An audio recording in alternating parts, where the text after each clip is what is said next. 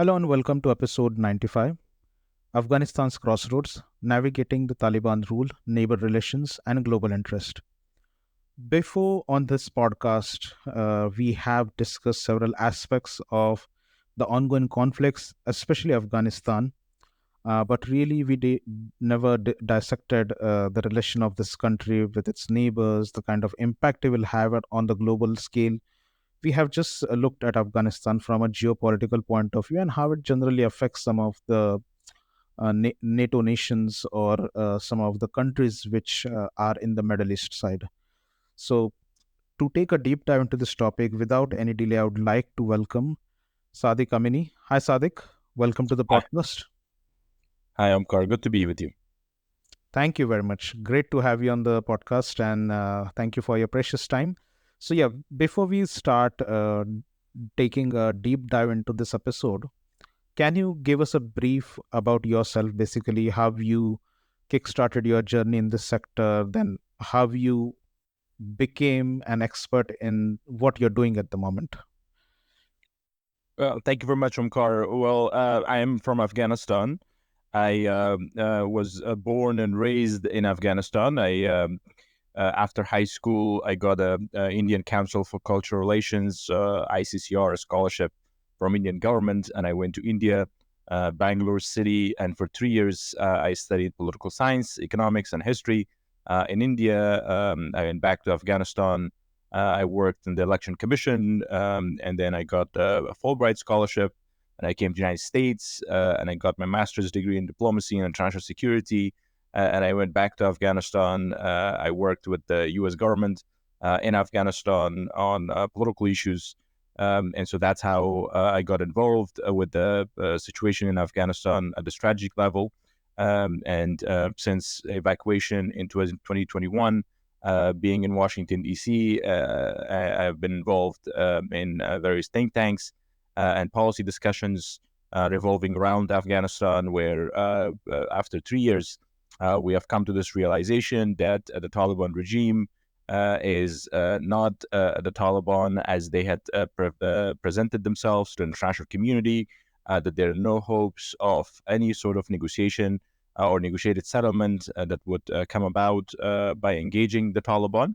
And so, with a group of Afghans inside Afghanistan and outside Afghanistan, we are now working together to raise awareness on this topic and to make sure that our international friends are convinced that the Taliban are a terrorist organization, that they do not need to engage the Taliban, that they need to cut off their relationship, that they need to engage the people of Afghanistan in order to identify a path forward. They need to engage the women of Afghanistan to identify a solution to the crisis. And so, hopefully, with that, through our efforts and activities that we're doing on various fronts on raising awareness, that we convince our international friends to stand on our side. So this is where we are today. Interesting. Okay, so taking a deep dive into our topic, how has Afghanistan's internal political structure evolved since the Taliban regime, came into the power in 2021, and primarily from your perspective, the kind of research that you do, the kind of analysis that you have done till today, what are the key changes you have observed in the governance? So it's basically the same Taliban government that was in charge in 1990s. The first time around when they came and took over power, they had similar set of governance where they call it Islamic Emirate, and they have Amir al-Mu'mineen or an Amir as the leader of the regime. It's a theocracy. It's a dictatorship.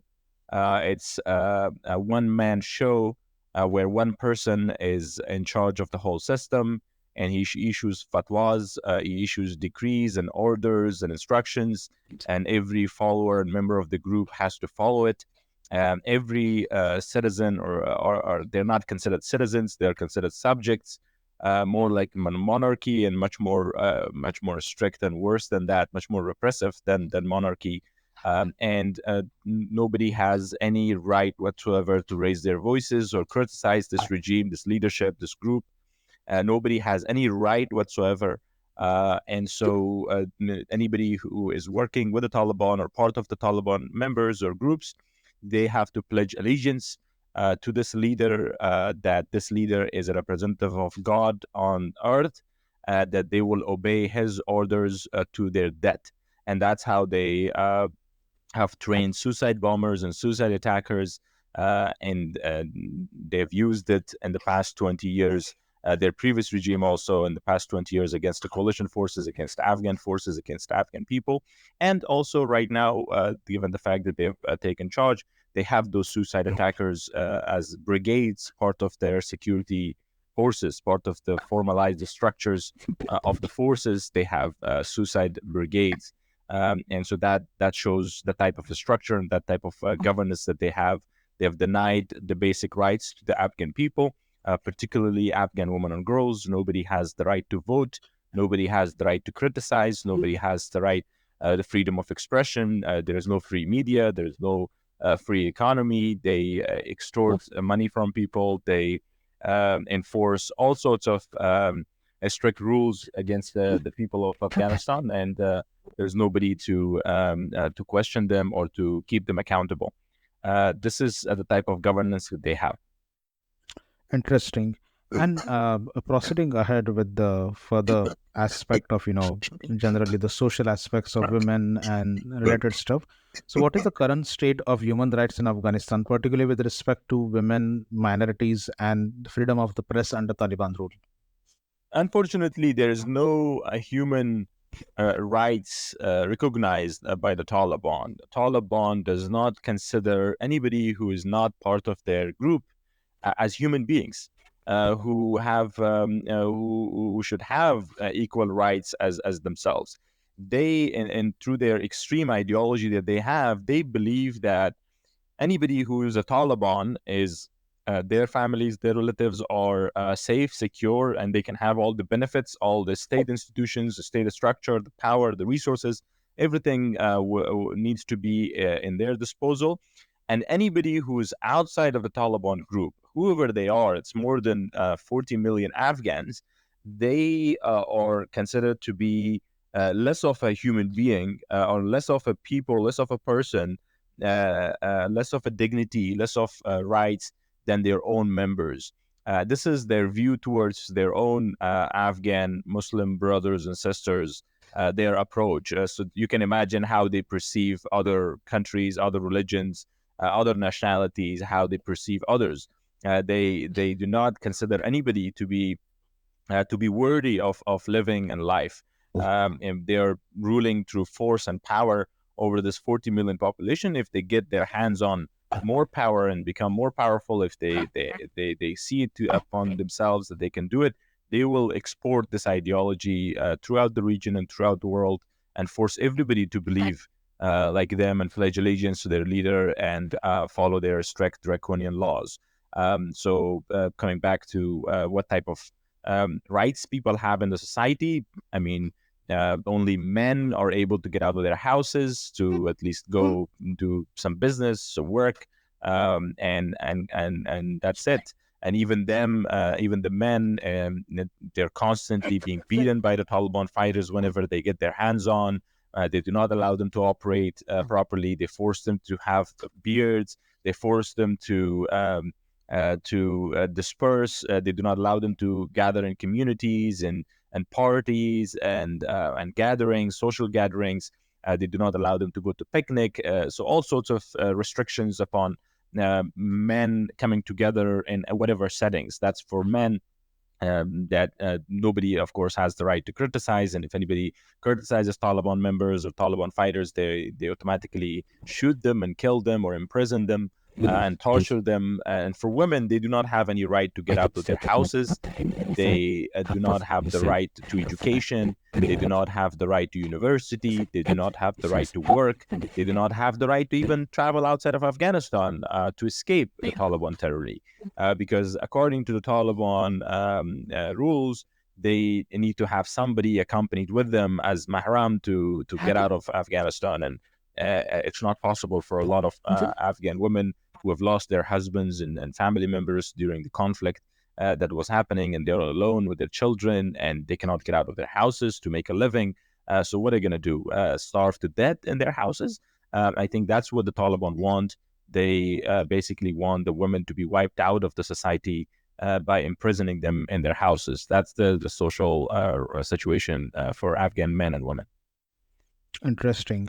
And coming to the part of the neighboring countries, because I believe the neighboring countries of any nation are always very important aspect, because the geopolitics, international relations, the trade, economy, everything basically affects if you don't really have a great relations with your neighbors.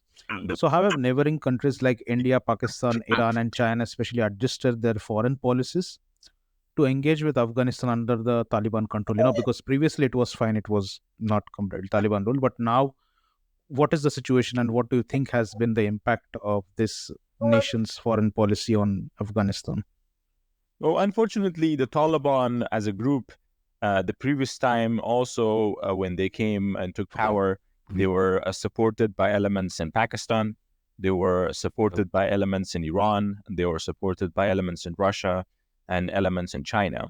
And this time around, also much more explicitly, we see the same entities and same organizations. It's basically intelligence entities of China, Pakistan, Iran, and Russia. They cooperated together, coordinated together, and through a concerted effort, were able to bring back the Taliban in power and to eject and force the U.S. forces and coalition forces to get out of Afghanistan and to get to zero. Because they didn't want the U.S. and coalition forces and NATO forces to have bases in Afghanistan in the neighborhood of China and neighborhood of Iran and Pakistan and Russia. They were all feeling insecure from that. And of course, they also didn't want India to be having a role to play in Afghanistan, because during the previous government, the Islamic Republic of Afghanistan, India was one of the largest donors to Afghanistan. There was a lot of development projects, educational opportunities, health sector was being held by India, and a number of other sectors. And there was a lot of goodwill that was built among Afghans towards India, and Pakistan was sensitive towards that. And so they made sure that there's no Indian presence in Afghanistan post collapse of the Islamic Republic of Afghanistan and the Taliban coming back. But we see that India also, unfortunately, they made some engagements with the Taliban, and they're trying to see if there's any opening that they could get back, and also purely based out of competition with China and competition out of Pakistan. They have sent a delegation in Kabul, and they have tried to operationalize their embassy. They tried to send development aid, humanitarian aid to Afghanistan, and they're trying to evaluate if they can continue to have development aid delivered to Afghanistan. And they have also reached an agreement, unwritten and unpublicized agreement with the Taliban, that they had handed over the Afghan embassy. They took it over from the previous officials of the Islamic Republic and basically handed over to the Taliban, which is very unfortunate to see a country like India, the largest democracy in the world, a defender of human rights, a defender of women's rights globally, with such prestige and such dignity around the world, coming and sitting at the same table as the Taliban, and trying to work with the Taliban, and trying to see if they could have some sort of engagement that they could challenge Pakistan, or they could challenge China in Afghanistan, which is really illogical to think about it. Anybody who's pursuing that policy on the Indian side, they should know that the Taliban was built, and the idea of Taliban, the organization, the leadership, all of them is under direct control of the elements in Pakistan, and through Pakistan and through Iran, they are under direct control of the Chinese intel entities, and they have no way that they could influence that. The Taliban leadership in Kandahar is basically embedded with advisors from Iran's IRGC, and the Chinese intelligence officials who are working hand in hand and together on advising the Taliban on a leader on how to manage and lead the group to further solidify their power in Afghanistan. And so any sort of engagement by India or any other country that is trying to see if they could find an opening to work with the Taliban is a futile effort. They're playing in the hands of the Chinese and the hands of the Iranians and the hands of the Pakistanis and Russians. They need to stop it. And they need to engage the people of Afghanistan. They need to engage the women of Afghanistan. One could expect dictatorial countries like China, dictatorial countries like Iran and Pakistan or Russia to engage with a dictatorial state, a dictatorial group like Taliban. But it's surprising and it's really unfortunate and unpleasant for Afghans to see that democracies around the world are also trying to engage with a dictatorial regime, a regime that is repressive, a regime that is misogynistic, a regime that is a terrorist organization, basically, a regime that is preparing Afghanistan to be a launching ground for export of terrorists and terrorism around the world. And they've already sent terrorists into Europe. And you see the situation in Europe, how it's been undermined security-wise from these terrorist infiltrators who do individual attacks and group attacks in different parts of Europe. They've already infiltrated United States. They have already infiltrated UK, and they've already, I'm sure, infiltrated in India. And you see there are a lot of attacks happening in India and other countries. And so they will not be safe from this terrorist machinery that is being established and operationalized by the axis of evil that is Russia's Putin, that is the communist regime of China, and it's the Ayatollahs and the religious leaders of Iran and some elements in Pakistan. Interesting. And we have basically seen the kind of relation that Afghanistan and Pakistan had. So can you also little bit extend on how Pakistan has historically had a complex relationship with Afghanistan, and how has Taliban's rule affected Pakistan-Afghanistan relations, particularly in terms of security and trade? Yeah, unfortunately, since the establishment of Pakistan in our neighborhood,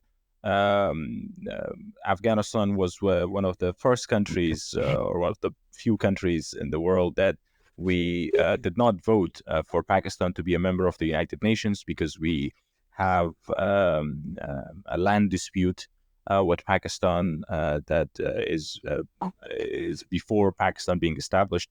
It was with the British India.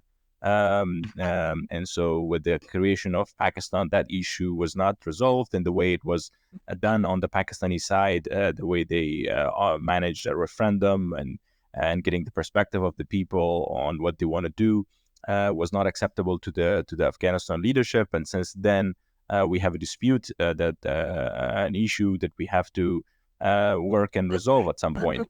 And given that dispute and given that animosity that is since the creation of Pakistan, two countries and two governments, governments on both sides, have never been able to find suitable opportunities to cooperate and coordinate and work with each other. And so as a result, we see Pakistan, since their establishment, supporting elements against Afghanistan, whether it was against the previous governments and against Afghanistan, Islamic Republic of Afghanistan. We saw the Taliban being created in Pakistan, and we saw how they supported them to come back to power. They invested basically all of their policies, all of their interests. They have resorted into basically controlling Afghanistan through a proxy group. And their proxy group is Taliban.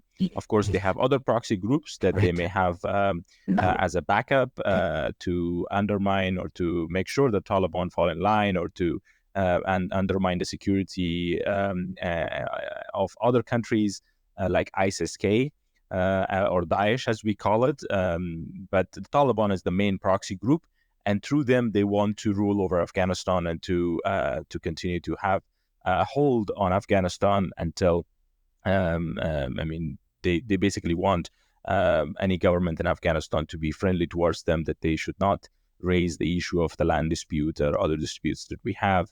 And the strategic debt policy, as they call it, to have like a backup plan or a backup land that they could fall into in their competition with India. So they want Afghanistan to be under their belt, under their control, But the sad part is the reality on the ground. Since the Taliban came back to power this time around, that policy has backfired for the Pakistanis. There are elements from the Taliban who have resorted into violence against the Pakistani government, the Pakistani forces, and Pakistani state, and those elements are being backed by the Taliban. So it seems as if that the Taliban, even though it's being directly was supported and financed and equipped and trained and advised by the Pakistanis intelligence services, that they have moved up and they have created relationships and ties with the Chinese, with Russians, and with Iranians. And through these relationships that they have found, they have been able to play these countries also in a way that simultaneously receiving support from them, but at the same time threatening them, so that they can further and continue to help them. That's the same policy they have had towards any other country that is engaging them. That any country that goes to engage the Taliban resorts into threatening them as well, to further continue to receive the benefits and incentives that they want. But at the same time, we understand that the Pakistani state and the Pakistani political scene is significantly chaotic, and so it is possible that there is certain elements in Pakistan who are actually working with the Taliban to undermine the stability and security of the Pakistani state, and so I'm sure other elements in Pakistan who are seeing this level of violence, level of instability, and level of threats that has been created since the Taliban came back to power, that they may be now regretting their decision to that they back the Taliban. Hopefully, that is the hope. Yes, interesting. And proceeding ahead, I would say this is the final question. I would say in the neighboring states of Afghanistan. So, how has Taliban's government influenced the relationship with Central Asian republics, especially concerning the trade and security? Because I believe Afghanistan's location at the crossroads of Central Asia has a strategic implication. So, can you please extend on this as well? Unfortunately, the Central Asian neighboring countries of Afghanistan are also, except Tajikistan, that has continued to stand on the side of the people of Afghanistan during the previous regime of Taliban and during the current regime of the Taliban. It was a safe refuge for any Afghan who did not want to live with the Taliban and were willing to fight the Taliban or to challenge the Taliban, to have a safe place and safe refuge in Tajikistan. But other countries in our neighborhood, Central Asian countries, unfortunately, either through connections that they have with the Russians or through connections that they have with the Chinese, they have come into some sort of engagement opportunities, engagement platforms, and engagement mechanisms with the Taliban on various fronts, whether that would be the import of fuel and gas and other resources that Afghanistan needs, and or the export of other raw materials and food products and everything else that Afghanistan may offer to these countries. So they are continuing to do some sort of engagement on trade, and unfortunately, that's also not been appreciated by Afghans who see any sort of engagement by these countries with the Taliban to empower and strengthen Taliban, and they know that these countries will not be safe from the threats of terrorism that the Taliban is cooking up right now in Afghanistan. All of the different terrorist organizations around the world and around the region are all in Afghanistan, and any country and any neighboring country in the region who feel that with their engagement with the Taliban, all those terrorist organizations or those elements that are undermining their security or their intent in undermining their security will not be allowed to do so. they should just look into Pakistan and see how the Taliban are treating the Pakistanis. Then they should get their lesson on how to engage the Taliban. This group, this terrorist organization, is unreliable. It is you cannot trust it. It is really a dangerous network of networks and individuals at the region and at the global level who are determined to use Afghanistan as a platform to export terrorism, to undermine stability and security in the region, and undermine stability and security around the world.